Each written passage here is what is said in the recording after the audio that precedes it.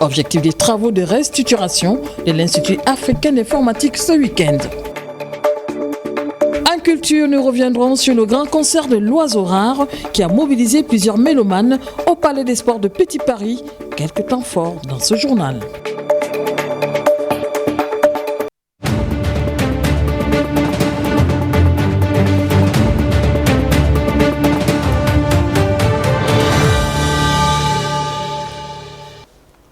C'est toujours un réel plaisir d'être à nouveau parmi vous, chers téléspectateurs. Pour démarrer ce premier rendez-vous de la semaine, on parle de l'ouverture des travaux de l'atelier technique des restructurations de l'IAI, l'Institut africain d'informatique. Il s'est agi au cours de ces travaux de façonner l'avenir de cette école supérieure spécialisée dans les métiers informatiques. Ephraim Bani Pitake et Gérard Magnagna. Redonner à l'Institut africain d'informatique, en abrégé IAI, ses lettres de noblesse, c'est l'objectif de cet atelier qui réunit les experts de l'UNESCO, le ministre de l'économie numérique et celui de l'Union africaine. L'objectif d'ensemble de la présente initiative s'inscrit parfaitement dans le sillage de l'aspiration numéro 1 de l'agenda 2063, l'Afrique que nous voulons de notre institution continentale et qui préconise une Afrique prospère fondée sur la croissance avec des citoyens bien formés. L'IAI et son processus de réforme ont toujours été au cœur de nos priorités, tant la vocation et les domaines de compétences de cet établissement en font un outil formidable pour l'usage de nouvelles technologies.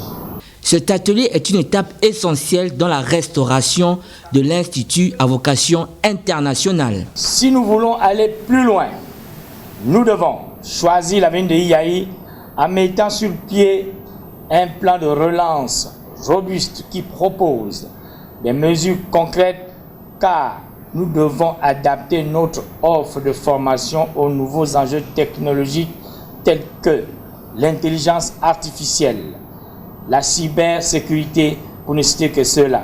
Les problèmes de l'IAI demeurent entiers et sont en train de trouver progressivement des solutions. À la suite du présent atelier se tiendra un conseil d'administration.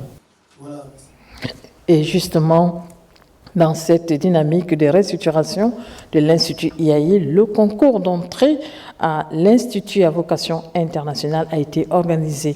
Une centaine d'étudiants a planché sur les épreuves écrites. Le constat de Lionel Mbutsu Pissama. La réouverture tant attendue de l'Institut africain d'informatique est désormais effective. Près de 100 jeunes ont passé le concours d'entrée dans cet institut à vocation internationale. Comme vous le constatez, la place est pleine. Le concours se passe sur 3 sites. Sur ce site de l'Institut de gestion, nous avons donc les ingénieurs. Et tout se passe bien, quoi qu'ils sont à leur dernière épreuve. Outre les formations en informatique, pour cette année, l'IAI propose de nouvelles offres. Surpris en plein examen, pour ces candidats, les épreuves étaient abordables. Bon, le concours pour moi était abordable, très abordable. Nous avons déjà fait les épreuves de français et d'anglais. Et en ce moment, nous sommes en train d'entamer les épreuves de mathématiques. Nous avons composé en maths, français, anglais. Les épreuves n'étaient pas compliquées. Rappelons qu'en janvier dernier, le CTRI avait octroyé la somme de 400 millions pour le fonctionnement de cet institut, créé en 1971 par les pays signataires. Quittons l'Institut IAI pour le ministère des Transports, notamment la Direction générale de la Marine marchande. On parle de cet atelier de formation à l'intention des agents de cette direction générale. Au terme de la formation, les participants ont été reçus, mais également ils ont bénéficié de quelques attestations. On retrouve Jean de Dieu Ogamsongombi, Jean de Dieu Mambundo. Au terme de cet atelier de formation organisé par le ministère des Transports via la Direction générale de la Marine marchande, les agents du 10 secteur ont été édifiés 5 jours durant sur 2 modules, à savoir le code ISM et la convention STCW, dont plusieurs recommandations ont été formulées. Le code ISM, c'est un dont les objectifs visent à renforcer les questions de sécurité du transport maritime et aussi les questions autour de la gestion des navires et des pollutions. Tout marin exerçant à bord d'un navire marchand doit avoir des compétences, doit avoir des connaissances. Et ces différentes compétences et connaissances sont régies par cette convention, donc qui précise les normes minimales, n'est-ce pas, de formation et les conditions dans lesquelles les brevets leur sont délivrés. Les attestations de participation des autorités de la marine marchande ont été remises aux agents. Notre pays s'est engagé à mettre en place une politique pour faire de la mer un pôle économique incontournable. Cela se traduit par une volonté manifeste à travers les actions concertées entre les administrations maritimes et les autres administrations intervenant en mer. Ce rendez-vous du donner et du recevoir a vu la participation massive des délégations venues du Moyen-Ogooué, de l'Ogooué maritime, de la Nyanga et celle de l'Estuaire. Évoquons maintenant la problématique des aires et patrimoines conservés par les peuples autochtones et communautés locales. Un atelier qui s'est tenu à Libreville sur les aires et patrimoines conservés par les peuples autochtones. Une première au Gabon. Le reportage est signé Gaël Mbimba Okoko, Marie-Thérèse Kassa. 3 commissions pour réfléchir sur des questions de réglementation, de gouvernance des aires et patrimoines protégés par des peuples autochtones et communautés locales, mais aussi l'élaboration d'un plan d'action assorti d'une feuille de route de ces APAC Territoire Vie. Au terme de 2 jours de travaux, une dizaine de recommandations. Sécuriser les zones de vie des autochtones et communautés locales en les érigeant en aires conservées au regard des menaces d'exploitation forestière et ou minière. Harmoniser le code forestier, minier et celui de l'environnement pour éviter les chevauchements et ainsi assurer une meilleure affectation des terres. Des résolutions qui pourraient être prises en compte dans le prochain code forestier en cours de révision. On peut procéder donc à la révision de cet article 212 du code forestier pour modifier la dénomination de aire protégée en remplaçant par aire conservée communautaire. Les recommandations spécifiques issues de ces échanges soient intégrées ou soient proposées à intégration dans des projets de révision des cadres réglementaires. Ces aires et patrimoines protégés sont identifiables par des sites sacrés, des zones aux repères historico-culturels et des espèces fauniques et végétales. En intégrant les conclusions de cet atelier au prochain code forestier, le Gabon pourrait arrimer son corpus juridique aux lois internationales inhérentes au fonctionnement des territoires vie et permettrait ainsi aux communautés et ONG de travailler en toute légalité.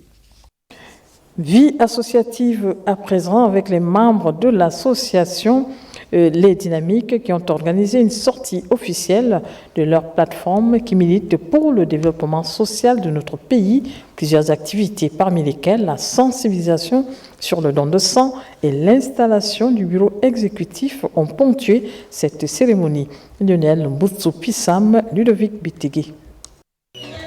Promouvoir la solidarité nationale et le développement social, c'est l'une des missions de l'association Les Dynamiques qui a fait sa sortie officielle au quartier à Kournam 2, dans le 2e arrondissement de la commune d'Ovendo.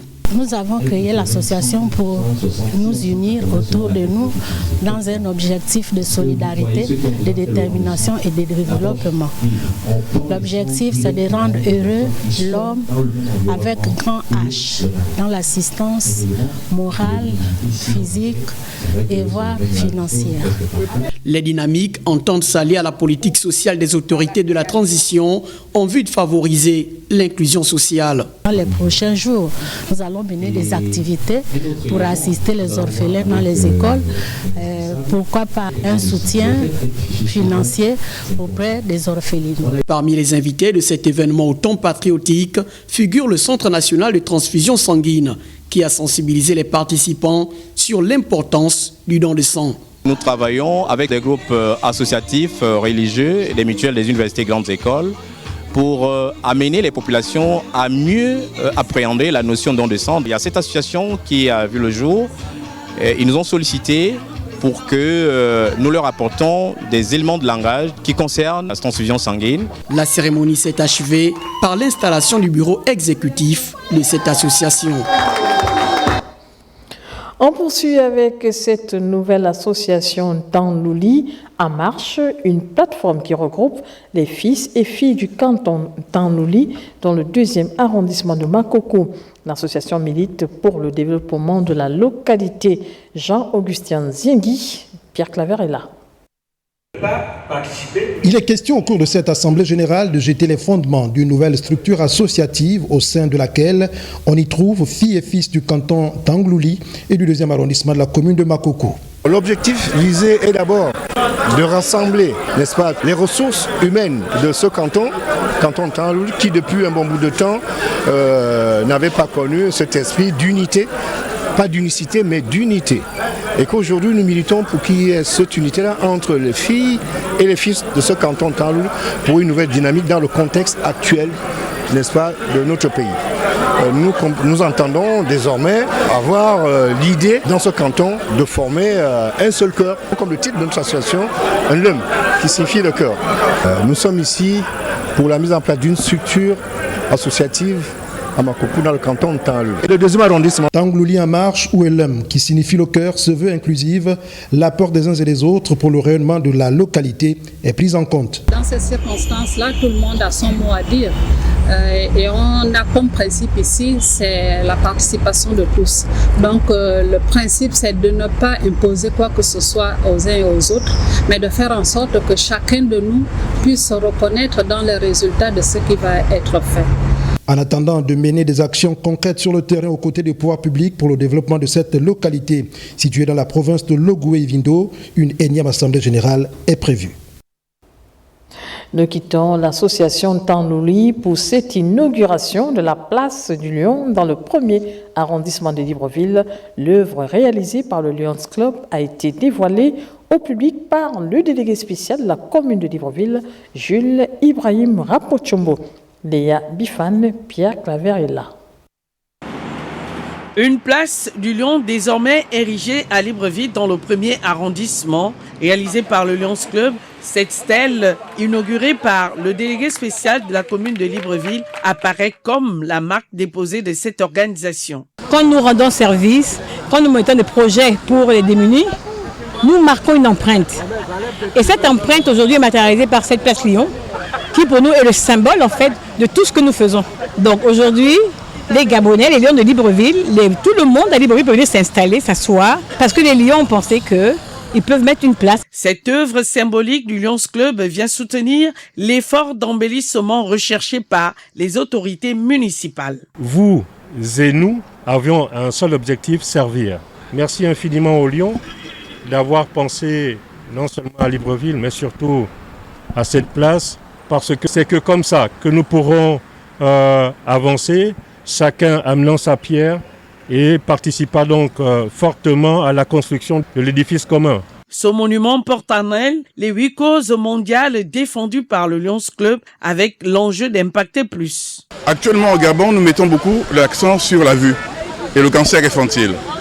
Voilà. Donc nous sommes en train de travailler sur un projet qui va impacter les zones rurales avec ce que nous avons appelé le bus de la vue, qui va sillonner dans les zones où il n'y a pas d'hôpitaux pour faire des dépistages de maladies de la vue. Bâtie 3 mois après la pose de la première pierre, la place du Lion vient témoigner les 67 ans de présence de cette organisation.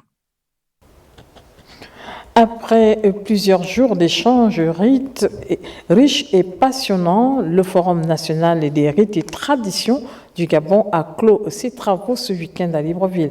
Un rendez-vous inédit qui a pu mettre en lumière l'importance des pratiques culturelles et traditionnelles au Gabon. Sheila Mebali et Ludovic Bitegui. Ils se sont tous mobilisés pour la cérémonie de clôture du Forum national des rites et traditions du Gabon. Ils se sont les détenteurs du savoir ancestral de notre pays. Ce forum visait à réaffirmer la place cruciale des traditions dans la construction du Gabon de demain. Au terme de cette rencontre, l'un des maîtres revient sur l'importance de la tenue de ce type de rencontre. C'est une opportunité. Derrière tout le folklore que les hommes ont vu, on sait qu'en dessous, il y a des prières. qui sont passés. Après les échanges qui ont marqué le début des travaux de ce forum, un honneur a été mis sur l'engagement et la reconnaissance à travers une marche marquant ainsi leur appartenance. C'est une première dans notre pays. Longtemps, nos rites et traditions ont été marginalisés. Des martyrs, ce sont des gens qui se sont battus pour ne pas désobéir. Et ceux qui ont résisté ont permis que nous soyons ici aujourd'hui. Le Forum national des rites et traditions s'achève dans une ambiance chaleureuse, mais les discussions qu'il a suscitées permettent de continuer afin de renforcer l'impact des traditions dans le développement national. Notons que les rites et traditions ne sont pas que des symboles du passé, ils sont des piliers essentiels qui peuvent contribuer au maintien de notre cohésion sociale et de notre vivre ensemble. Car ne dit-on pas que dormir sur la natte de l'autre, c'est dormir par terre. Pour la suite, la rédaction vous propose un carnet rose. 2 agents du groupe Gabon Télévision se sont dit oui devant Dieu, le mariage de Lariska Laure et Bertin Osaga, relaté ici par Andy Tongi.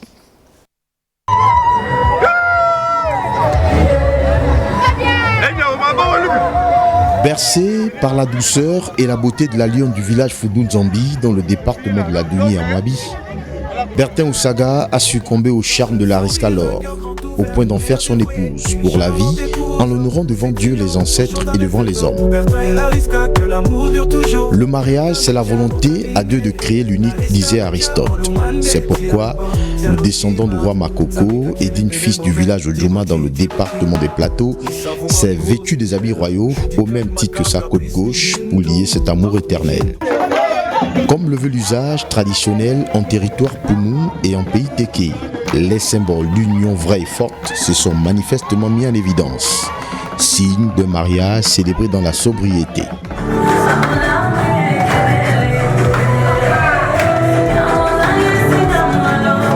Aujourd'hui, tu dois honorer devant tes parents, devant nos amis, devant ta famille. Premier mal. Et maintenant, devant Dieu, devant les hommes, devant les officiers d'état civil. Sonore. Monsieur Bertin,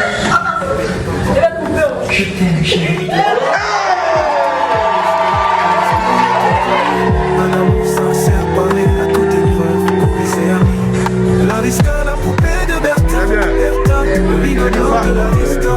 Désormais, le couple Osaga, en obéissant à ce principe divin, peut s'installer avec aisance dans la dynastie des mariés où les prières sont plus audibles, où la patience et la compréhension sont des éléments clés pour cultiver un mariage heureux.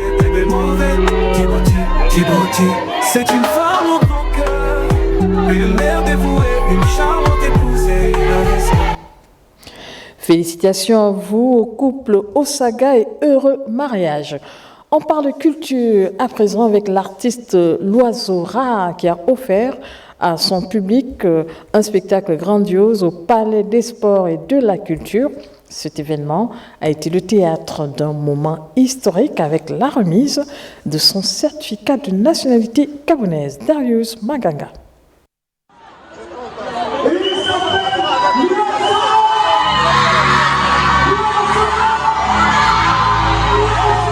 Dès les premières notes, L'Oiseau Rare captive l'immense foule de plus de 6000 spectateurs venus assister à son spectacle, mêlant énergie et émotion.